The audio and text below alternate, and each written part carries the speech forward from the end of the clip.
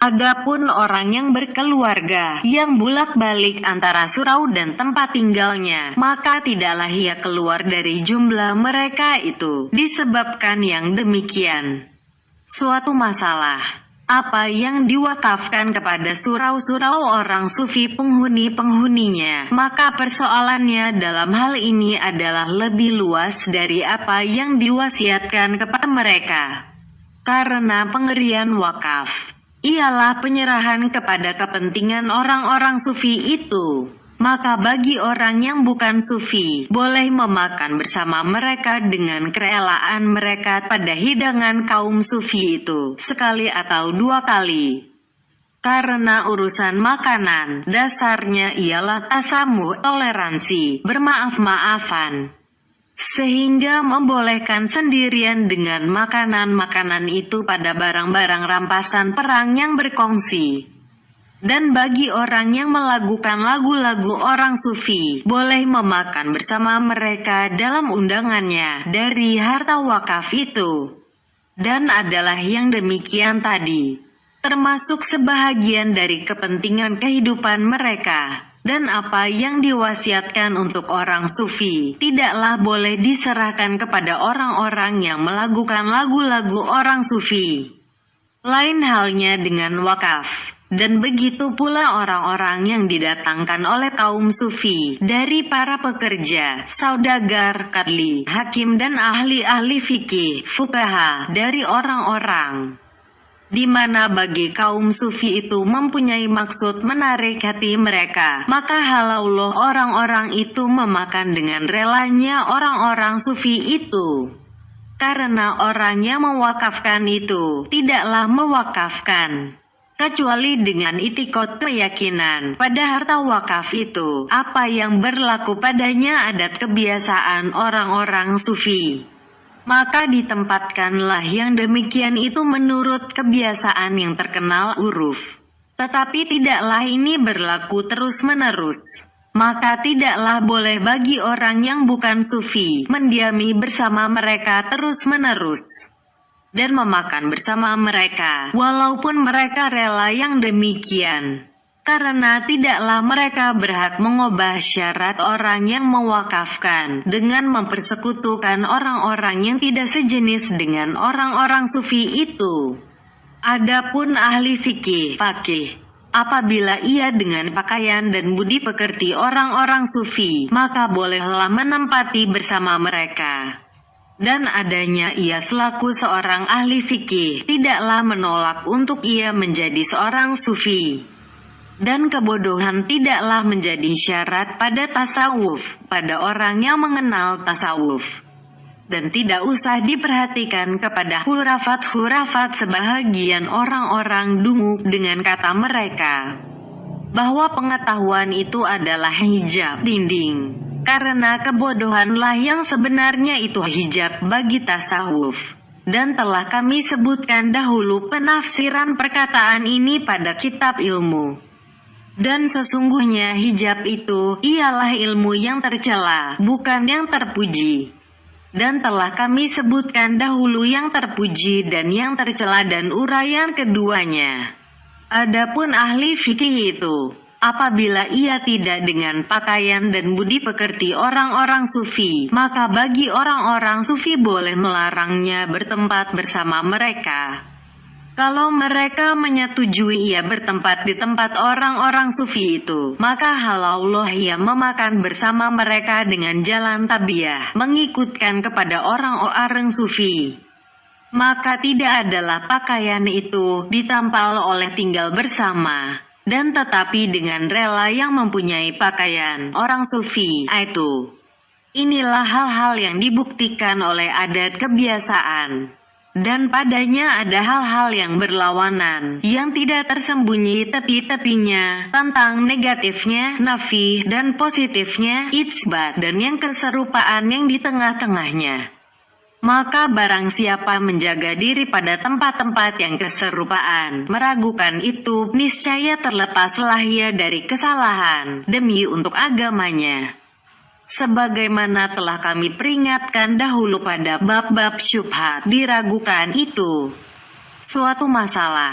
Ditanyakan tentang perbedaan antara rashwah, sogok, dan hadiah, sedang masing-masing dari keduanya adalah datang dari kerelaan hati dan tidak terlepas dari sesuatu maksud, dan diharamkan yang satu rashwah, sedang yang lainnya hadiah tidak.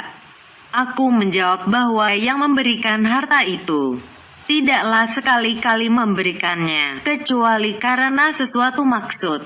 Ada kalanya maksud itu pada masa jauh yang akan datang, seperti pahala. Dan ada kalanya pada masa dekat yang segera.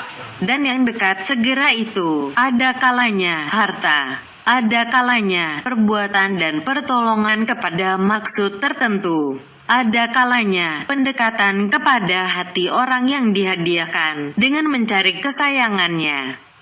Ada kalanya kepada kesayangan itu sendiri dan ada kalanya untuk mencapai dengan kesayangan itu kepada sesuatu maksud di belakangnya. Maka bahagian-bahagian yang diperoleh dari inil adalah 5. Pertama, sesuatu yang maksudnya adalah pahala di akhirat. Dan yang demikian itu ada kalanya ada. Karena orang yang diserahkan itu memerlukannya atau orang alim atau orang yang keturunan keagamaan atau orang solih yang beragama. Maka apa yang diketahui oleh yang menerima itu? Bahwa orang memberikan kepadanya karena ia memerlukan kepada barang itu, maka tidaklah halal ia mengambilnya jikalau ia tidak memerlukannya. Dan apa yang diketahuinya, bahwa orang memberikan kepadanya karena kemuliaan keturunannya, maka tidak halal baginya kalau ia mengetahui bahwa ia berdusta tentang dakwaan kebangsawanannya itu. Dan apa yang diberikan orang kepadanya karena pengetahuannya, maka tidak halal baginya untuk mengambilnya, kecuali ada ia dalam pengetahuan yang tersebut. Sebagaimana yang diyakini oleh yang memberikan, kalau dia dihayalkan mempunyai pengetahuan yang sempurna, sehingga mendorong yang demikian itu kepada orang untuk mendekatkan diri kepadanya. Sedang sebenarnya ia tidak mempunyai pengetahuan yang sempurna, niscaya tidak halal barang itu baginya. Dan apa yang diberikan karena keagamannya dan kesalihannya, maka tidak halal ia mengambil. Kalau ia pada batinnya seorang yang fasik, di mana kalau tahulah yang memberi itu, niscaya tidak diberikannya. Dan sedikitlah adanya orang yang solih, di mana kalau terbukalah batinnya, niscaya hati orang masih tetap condong kepadanya. Sesungguhnya dinding dianugerahi Allah yang maha cantik itu adalah yang membawa manusia berkasih sayang sesama manusia. Dan adalah orang-orang menjaga diri, mewakilkan pada pembelian orang yang tidak dikenal, bahwa orang itu adalah wakil orang-orang menjaga diri tersebut. Sehingga orang-orang menjaga diri tadi tidak bertoleransi, bertasamuh tentang barang penjualan itu, karena dikuatiri yang demikian itu adalah membawa termakan agama. Maka sesungguhnya yang demikian itu adalah membahayakan. Takwa itu adalah tersembunyi, tidak seperti pengetahuan, kebangsawanan dan kemiskinan. Maka seyogyanya menjauhkan diri daripada mengambil dengan sebab agama selama mungkin. Bahagian kedua, apa yang dimaksudkan pada masa datang yang dekat akan suatu maksud tertentu, seperti seorang miskin yang menghadiahkan sesuatu kepada orang kaya, karena mengharapkan pemberiannya yang lebih besar. Maka ini adalah hibah pemberian dengan syarat pembalasan yang tidak tersembunyi hukumnya. Dan sesungguhnya hibah tersebut itu halal ketika disempurnakan dengan pembalasan yang diharapkan adanya dan ketika adanya syarat-syarat akad ikatan itu. Ketiga, bahwa adalah yang dimaksud ialah pertolongan dengan perbuatan tertentu. Seperti orang yang memerlukan kepada sultan, lalu menghadiahkan kepada wakil sultan, pembantu-pembantunya dan orang-orang yang mempunyai kedudukan di sisinya. Maka inilah hadiah dengan syarat pembalasan yang diketahui dengan petunjuk keadaan. Maka hendaklah diperhatikan pada perbuatan itu yang menjadi pembalasannya. Kalau perbuatan itu haram, seperti usaha pada pelaksanaan penganugerahan yang haram atau kezaliman terhadap seseorang manusia atau perbuatan lainnya, niscaya haramlah mengambil barang hadiah itu. Dan kalau perbuatan itu wajib, seperti penolakan kezaliman yang tertentu atas tiap-tiap orang yang menyanggupinya atau kesaksian yang tertentu, maka haramlah apa yang diambilnya. Dan itu adalah rashwah, sogok, yang tidak diragukan lagi pengharamannya. Dan kalau perbuatan itu mubah, diperbolehkan, tidak wajib dan tidak haram, dan pada perbuatan itu ada kepayahan, di mana jikalau diketahui niscaya boleh mengambil upah padanya, maka apa yang diambil itu adalah halal, manakala disempurnakan perbuatan itu dengan maksudnya. Dan itu berlaku seperti ongkos-ongkos tenaga dari orang yang bekerja. Seperti katanya, sampaikanlah cerita ini ke tangan si Anu atau ke tangan Sultan dan untukmu uang sedinar. Dan adalah perbuatan ini, di mana memerlukan kepada kepayahan dan perbuatan yang mempunyai nilai.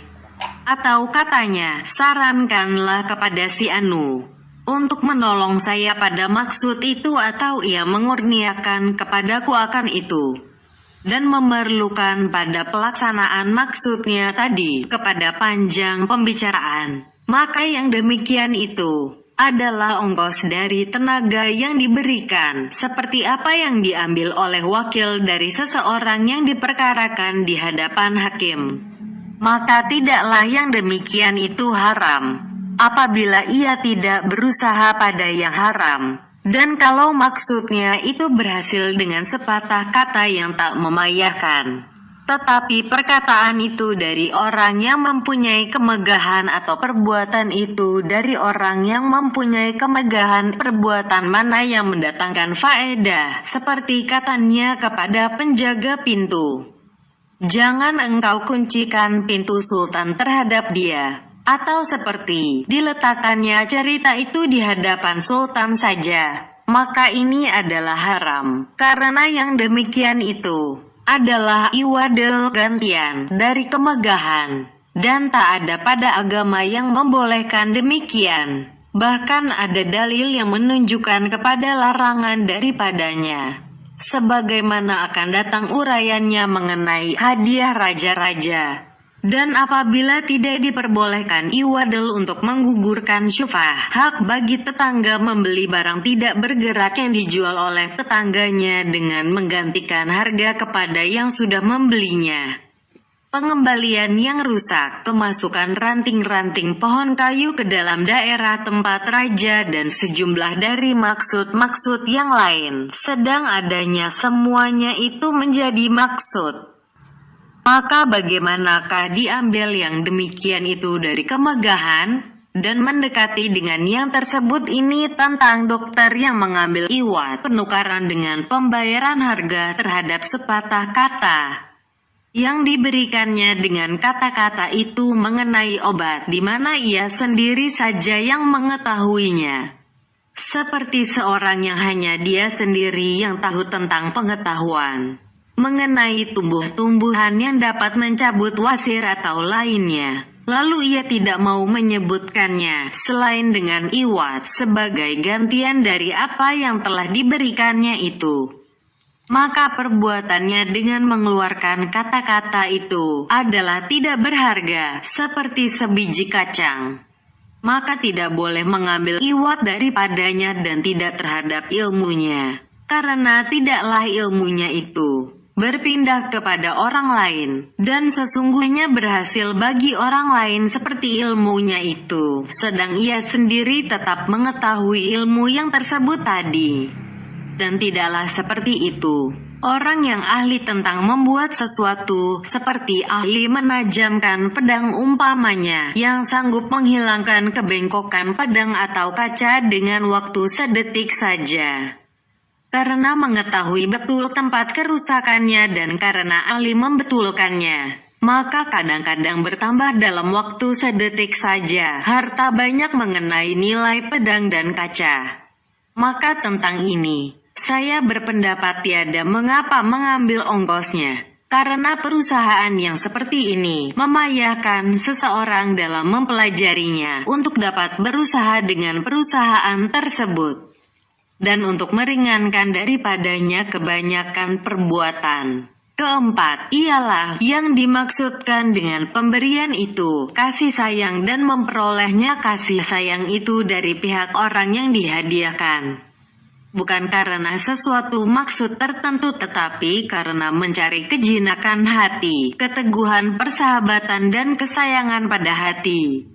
Maka yang demikian itu adalah menjadi maksud bagi orang-orang yang berpikiran tinggi. Dan disunatkan yang demikian itu pada agama. Nabi SAW bersabda, hadiah berhadiahlah, supaya kamu kasih mengasihi. Kesimpulannya, tidaklah pula manusia itu menurut kebiasaannya bermaksud menyayangi orang lain karena kesayangan itu sendiri. Tetapi adalah karena sesuatu faedah dari kesayangan itu. Akan tetapi apabila faedah itu tidak menentu dan tidak tergambar pada dirinya, maksud tertentu itu yang menggerakkannya untuk masa sekarang atau masa yang akan datang, maka dinamakanlah yang demikian itu hadiah dan halaulah mengambilnya. Kelima, bahwa dicarinya kedekatan ke hati orang yang diberikan itu dan memperoleh kesayangannya. Dan bukanlah untuk kesayangan dan kejinakan hati dari segi kejenakah hati itu saja, tetapi adalah untuk ia sampaikan dengan kemegahan orang yang diberikan itu kepada maksud-maksudnya yang terhingga jenisnya, walaupun tidak terhingga barangnya. Dan adalah jikalau tidaklah kemegahan dan kelebihannya itu, niscaya tidaklah akan dihadiahkan kepadanya. Kalau ada kemegahannya itu karena ilmu pengetahuan atau kebangsawanan, maka persoalannya adalah lebih ringan dan mengambilnya adalah makruh. Karena padanya menyerupai rashwah, uang sogok, tetapi pada zahirnya adalah hadiah. Kalau kemegahannya itu disebabkan pemerintahan yang dipegangnya dari kehakiman atau jabatan atau urusan sedekah, zakat atau pemungutan harta atau lainnya. Dari tugas-tugas kerajaan sampai urusan harta wakaf umpamanya, dan jikalau tidaklah tugas tersebut niscaya tidak akan dihadiahkan kepadanya, maka ini adalah rashwah dikemukakan dalam bentuk hadiah. Karena maksudnya yang sekarang ialah mencari kedekatan dan mengusahakan kesayangan. Tetapi bagi sesuatu hal yang terbatas jenisnya, karena apa yang memungkinkan sampai kepadanya dengan pemerintahan adalah tidak tersembunyi, dan tanda bahwa ia tidak mencari kesayangan itu semata ialah kalau memerintahlah sekarang orang lain, niscaya akan diserahkannya harta itu kepada orang lain yang tersebut. Maka ini adalah termasuk sebahagian dari apa yang disepakati para ulama, bahwa kemakruhan padanya itu adalah sangat keras. Dan mereka berbeda pendapat tentang haramnya dan pengertian mengenainya adalah bertentangan. Karena berkisar di antara hadiah semata dan rashwah, uang sogok yang diberikan sebagai timbalan kemegahan semata pada suatu maksud tertentu. Dan apabila bertentangan keserupaan secara kias, logika dan dibantu oleh hadits dan atasar, salah satu dari yang dua keserupaan itu, niscaya tertentulah kecondongan kepada yang satu itu. Dan hadits-hadits telah menunjukkan kepada mengeraskan urusan tentang itu. Nabi SAW bersabda, akan datang kepada manusia suatu zaman yang dihalalkan padanya yang haram asuh dengan diberikan hadiah, dihalalkan pembunuhan dengan memberi pengajaran, nasihat di mana orang yang tak bersalah dibunuh, untuk menjadi pengajaran bagi orang awam. Ditanyakan Ibnu Mas'ud radhiyallahu anhu tentang asuh tadi, lalu beliau menjawab dilaksanakan oleh seseorang akan suatu hajat keperluan. Lalu dihadiahkan kepadanya sesuatu hadiah. Semoga yang dimaksudkan oleh Ibnu Mas'ud radhiyallahu anhu tadi ialah pelaksanaan hajat tersebut dengan sepatah kata yang tak payah mengatakannya, atau yang melaksanakan hajat itu berbuat tabaru, beramal, tidak bermaksud kepada ongkos, maka tidak boleh mengambil sesuatu sesudahnya. Dalam bidang iwat, masruk telah memberikan sesuatu pertolongan, lalu orang yang ditolong itu menghadiahkan seorang budak wanita kepada masruk, maka marahlah beliau dan mengembalikan budak wanita tersebut seraya berkata, "Kalau tahulah aku apa yang dalam hatimu, niscaya tidaklah aku memperkatakan tentang hajatmu itu dan tidak akan aku memperkatakan tentang apa yang masih tinggal daripadanya." Ditanyakan Taus tentang hadiah-hadiah sultan, maka beliau menjawab haram. Umar radhiyallahu anhu mengambil keuntungan dari harta yang dijadikan modal untuk mencari keuntungan yang diambil oleh kedua orang puteranya dari Baitul Mal. Seraya berkata, "Sesungguhnya diberikan harta Baitul Mal kepada kamu berdua karena kedudukanmu dari aku." Karena Umar radhiyallahu anhu tahu bahwa harta Baitul Mal itu diberikan kepada keduanya karena kemegahan Umar yang memegang pemerintahan sebagai khalifah. Istri Abi Ubaidah bin Al-Jarrah menghadiahkan kepada Katun Ratu negeri Rum semacam bau-bauan haluk. Lalu ratu itu membalasinya dengan suatu permata. Lalu permata itu diambil oleh Umar radhiyallahu anhu, maka dijualnya dan diberikannya kepada istri Abi Ubaidah sebanyak harga haluk dan sisanya diserahkannya ke kas harta kaum muslimin, Baitul Mal. Berkata Jabir radhiyallahu anhu dan Abu Hurairah radhiyallahu anhu, hadiah raja-raja itu adalah rantai.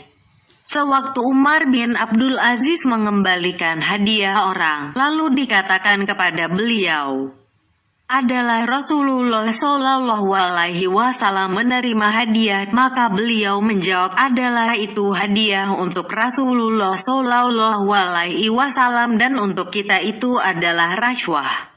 Artinya, adalah orang yang memberikan itu mendekatkan dirinya kepada Nabi Shallallahu Alaihi Wasallam karena kenabiannya, tidak karena pemerintahannya. Dan kita ini diberikan karena pemerintahan di tangan kita, dan yang lebih besar dari itu semuanya ialah apa yang dirawikan Abu Hamid As-Saidi, bahwa Rasulullah Shallallahu Alaihi Wasallam mengutus seorang wali negeri untuk mengumpulkan zakat di alat. Tatkala ia datang kepada Rasulullah Shallallahu Alaihi Wasallam, lalu ia menahan sebahagian apa yang ada padanya, seraya berkata, "Ini adalah untukmu dan ini adalah untukku sebagai hadiah." Maka Nabi Shallallahu Alaihi Wasallam menjawab, "Adakah engkau duduk di rumah ayahmu dan di rumah ibumu, lalu datang kepadamu hadiah bagimu, kalau engkau benar?" Kemudian Nabi Shallallahu Alaihi Wasallam menyambung lagi, "Tiadalah aku akan memakai lagi orang yang sepertimu ini," di mana ia mengatakan, "Ini adalah untukmu dan ini adalah hadiah bagiku." Adakah ia duduk di rumah ibunya, supaya orang memberikan hadiah kepadanya? Demi Allah, yang jiwaku di dalam kekuasaannya, tidaklah diambil oleh seseorang kamu sesuatu yang bukan haknya, melainkan ia akan datang kepada Allah membawakan sesuatu itu kepadanya. Maka tidaklah seseorang kamu datang kepada Allah membawakan sesuatu itu kepadanya. Maka tidaklah seseorang kamu datang pada hari kiamat dengan membawa unta yang meringkik atau lembu yang melenguh atau kambing yang mengembek. Kemudian Rasulullah Shallallahu Alaihi Wasallam mengangkatkan kedua tangannya, sehingga aku melihat putih kedua ketiaknya. Kemudian Nabi Shallallahu Alaihi Wasallam mendoa, "Wahai Allah Tuhanku, adakah sudah aku menyampaikannya? Apabila telah tegas segala peringatan yang keras ini, maka bagi kadli, hakim, dan wali negeri, seyogyanya mengumpamakan dirinya di rumah ibunya dan bapaknya. maka apa yang diberikan kepadanya sesudah berhenti dan dia berada di rumah ibunya, niscaya bolehlah ia mengambilnya dalam masa pemerintahannya. Dan apa yang diketahuinya, bahwa diberikan karena pemerintahannya semata, maka haramlah mengambilnya. Dan apa yang menyulitkan kepadanya tentang hadiah dari teman-temannya, apakah mereka itu akan memberikannya? Jikalau ia sudah diberhentikan dari jabatannya, maka itu adalah syubhat, diragukan. Maka hendaklah ia menjauhkannya. Telah tamat kitab tentang halal dan haram, dengan pujian kepada Allah dan nikmat serta kebaikan taufiknya. Wallahu a'lam, Allah yang maha tahu.